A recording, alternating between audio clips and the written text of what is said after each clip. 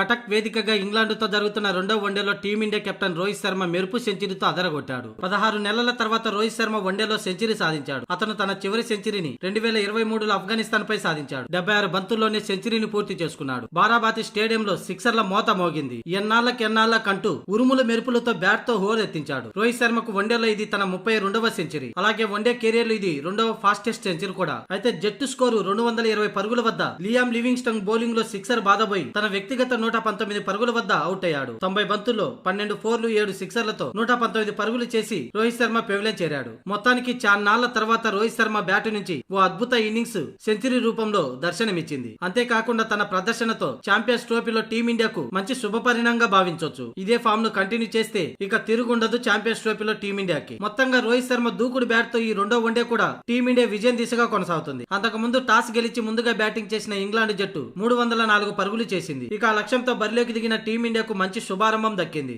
ఓపెనర్లు ఇద్దరు తొలి వికెట్ కి 16 ఓవర్ల 4 బంతులకే 136 పరుగులు చేశారు. శుభమన్ గిల్ 52 బంతుల్లో 60 పరుగులు చేసి అవుట్ కాగా రోహిత్ శర్మ 90 బంతుల్లో 12 ఫోర్లు 7 సిక్సర్లతో 119 పరుగులు చేసి అవుట్ అయ్యాడు.